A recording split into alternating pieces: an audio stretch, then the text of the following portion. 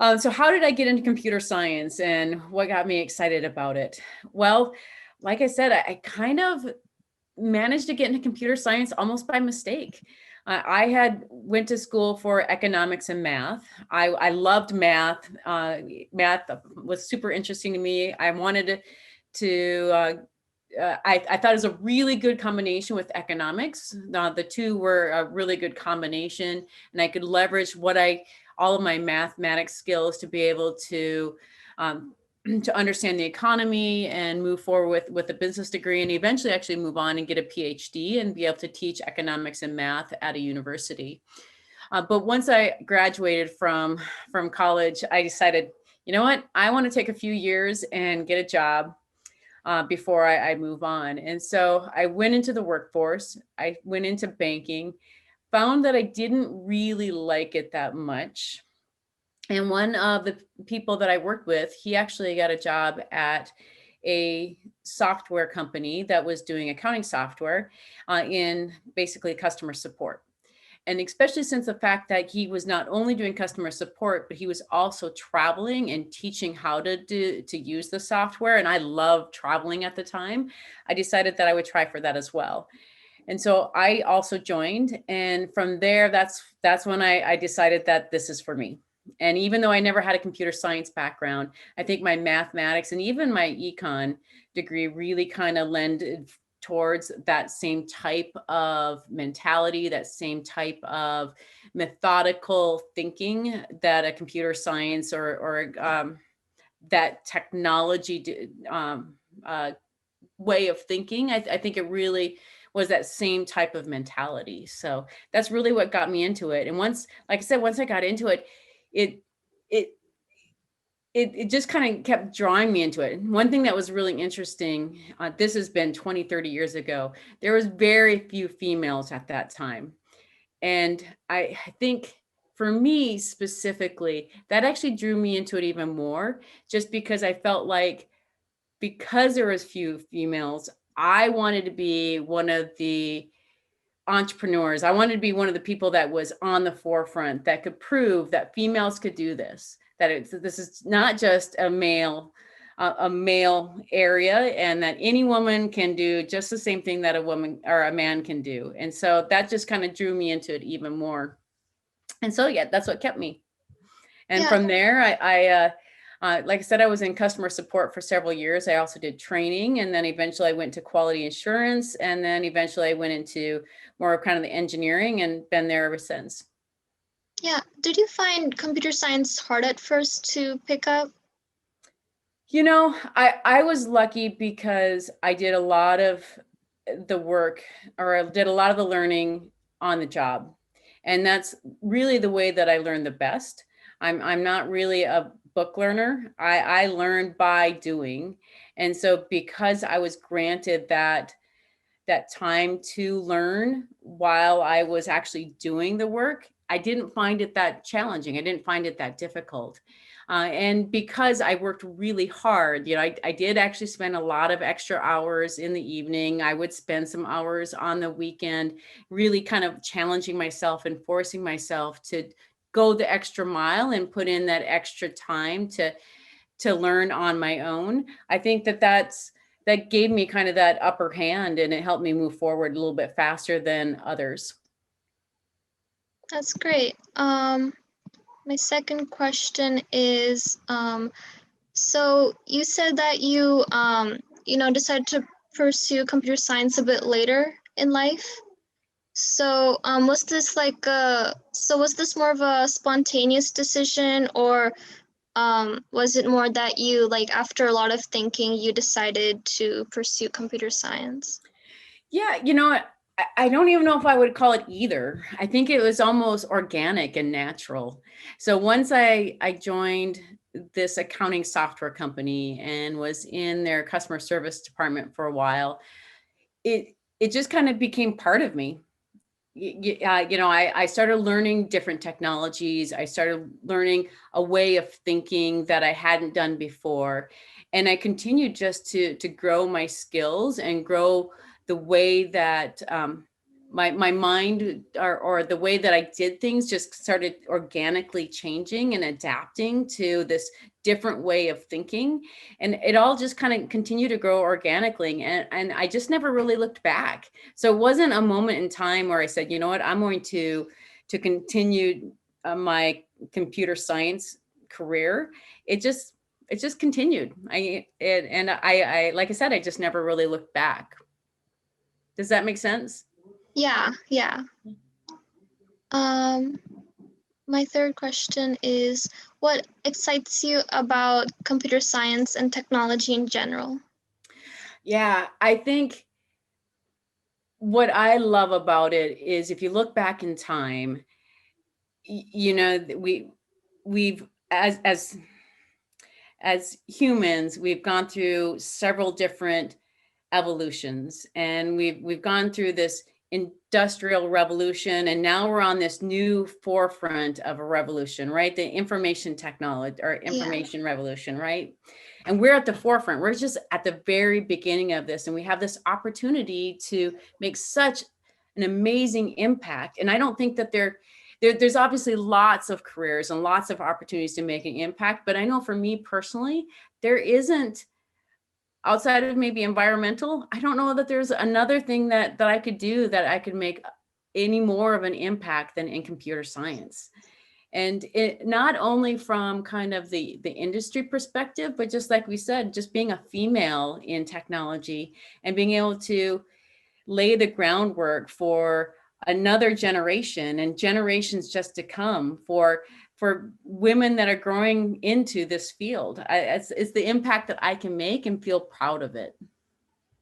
Yeah, so you're talking about how we're at the forefront. So where do you see computer science going in the future? Oh wow, that's a big question. Yeah. I see it just having this amazing opportunity to, gosh, just give us what we need to do. I'm hoping to take care of the world. Yeah, I just mentioned the environment, and I Yeah. am a um, big believer in sustainability. I'm a big believer in taking care of the earth that has given us such amazing gifts. And so I think that technology is the thing that we can do to give gifts back to Mother Earth. And that's what I'm really hoping that we can do with technology. And that's what I'm really hoping that your generation can do with technology. Yeah, so you're saying to use technology as a way to protect and sustain the environment? Yeah, Oh, absolutely. that's really cool. So my fourth question is that what is like sort of building off of this is what is your message to my generation on why we should choose to pursue computer science and technology, especially for young girls? Yeah. Okay. Good question. To kind of twist it for young girls. I would say just for your generation as a whole. Let me start there first, and then maybe I'll kind of elaborate a little bit specifically for young girls. But uh, one of the things that I think about with technology, and it's not even just computer science, and again, it goes back with my environmental piece, is that we my generation, we did a lot of things that we thought we were doing for good. And especially if you think like social media or even some of the other things that are out there, we thought we were building something that was going to do something beautiful for the world and bring people together. And now you look at it, and there's a lot of these people that started Facebook and Instagram and Twitter, and they're regretting what they did. And it's really unfortunate. And now they're trying to figure out, well, how do they unwind what they did, right? And how do they make it better? And I think that would be my message to you is you have this opportunity, this challenge to think about how do you unwind what we did, and how do you make it better. But even more important than that, when you're starting to think about what is the next big thing that you build, how do you think about not only the positive impacts, but what are the possible repercussions? What are the possible negative impacts? And make sure that you avoid those negative impacts. Learn from our mistakes. Learn from the fact that we went off, built things that we thought were going to do the right thing, that we thought was going to be the next most amazing thing, but we didn't think about the negatives. We didn't think about the possible repercussions. And that's the one thing that I really ask for you, whether you're female or male or whatever your age is, really think about what is it that you could potentially be doing from a harm perspective. So you Um, touched up, oh, sorry, go go ahead. ahead, No, please. go ahead. So you touched about like the negative like aspects of technology. Have you seen any personally like negative sides to it? Like you were talking about in social media and things like that?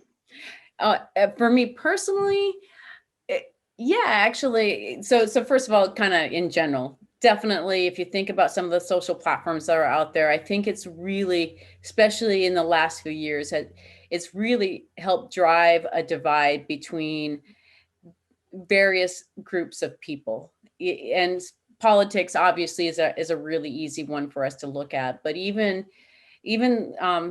just genders or races or people who like certain types of if you like cats and dogs, no matter what it is, the social media can really create a divide. And instead of bringing people together, which is what they were anticipating or hoping to do, it's really helped bring a divide.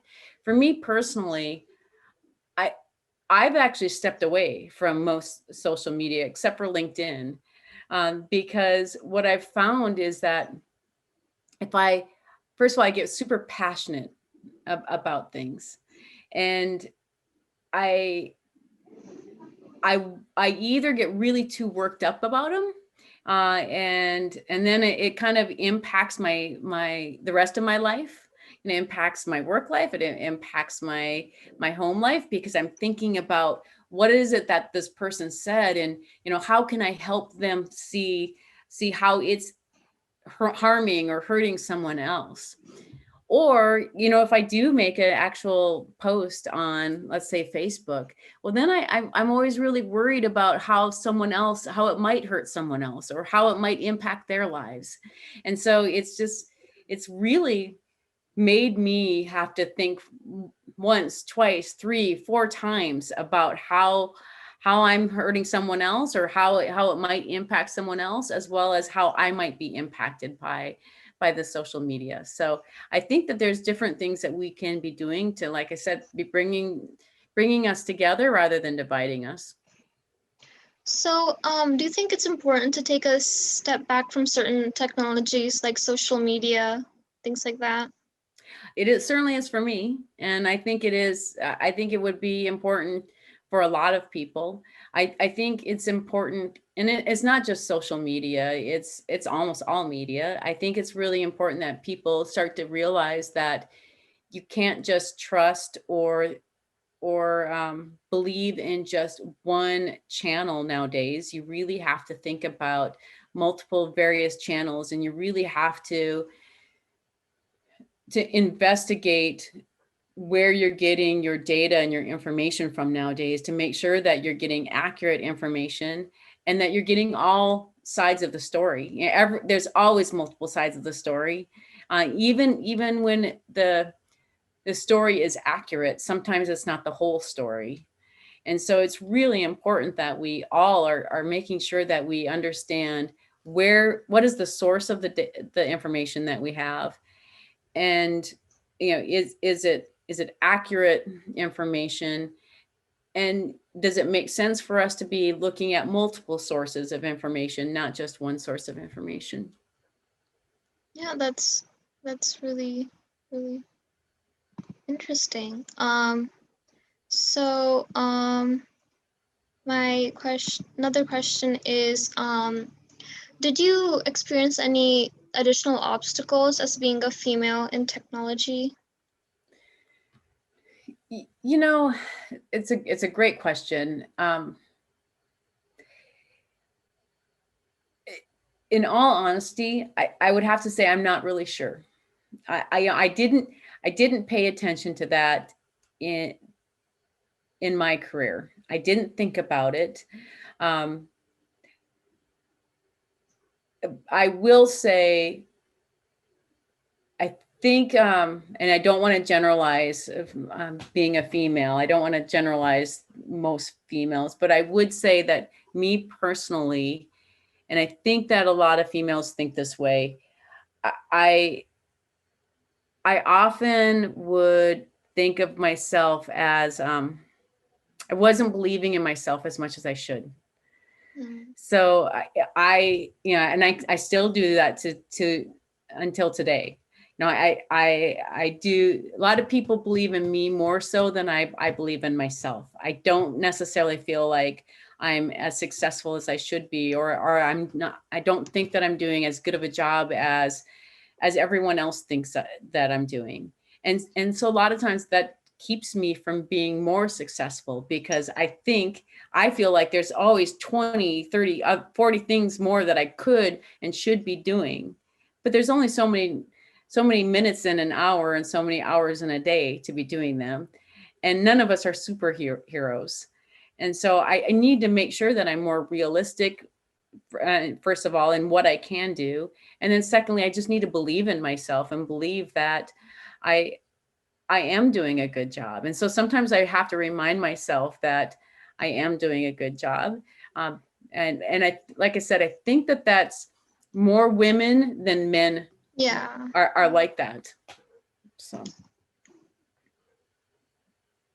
Yeah. So that's really interesting, and I think that also applies to me as well. I feel that sometimes I also think that I'm not doing enough.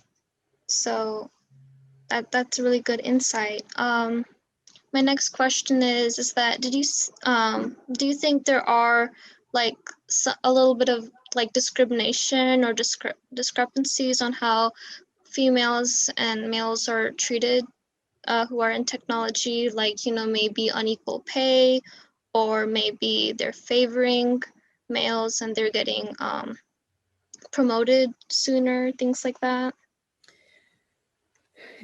So, and this kind of goes back to, I never really noticed it much in my career, for me personally. I have talked to some females who have felt that way. But I would say in most of the companies I've worked with, um, I haven't seen that. And in fact, I have been lucky enough to work in companies that seem like they really valued having the female voice at the table. And I think that is really important, not just female, but if you think about all the various, making sure that we have diversity in all aspects is so important, because we are building software, we're building technology to be able to support a diverse set of consumers. So if we don't have females at the table, if we don't have diversity at the table, we're not building software for our customers. So what I have found personally is that women have been very much welcomed at the table. Like I said, it's hard for me to really speak to whether we haven't had that equal pay or haven't had that equal opportunity. To me, I felt like it's been fair, but I also haven't been paying as much attention to it as I think maybe I should have.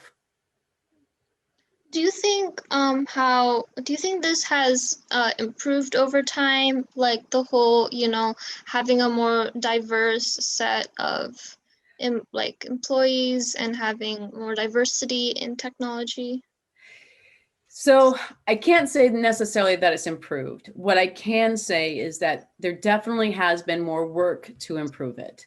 Now, what I think is frustrating is that somehow the success metrics that the companies have always put aside to say that we're tracking or that we're measuring to see whether we are being successful, I never see those success metrics tick up. But I do say, I would go back to say that, I see that they are actually putting steps into place, work into place to try to improve that, to try to improve in women, bringing more and more women into the field, as well as making sure to promote women as we continue to think up the hierarchy. But like I said, I don't feel like the success metrics or the KPIs are really matching and the effort that they're putting into it. So I think there's still plenty of work that we need to do, and still lots of opportunity for improvement. But it doesn't mean that we shouldn't try. It just means that ceiling is just a little bit higher than we thought it was going to be, and it just means that your generation is going to probably be breaking that glass ceiling. Do you have any idea why the effort that is being put into having more women in technology isn't really producing that as much results? Yeah, I think there's part of it is just a matter of time. I go back to your generation. I think is going to be very positive. If you look at my generation, there wasn't a lot of women that were entering the field. I would say I started at Microsoft. I was probably one of maybe 4 people on my entire Microsoft building floor that were women. And so there wasn't that percentage was so small. So that opportunity to grow and expand our careers was very small.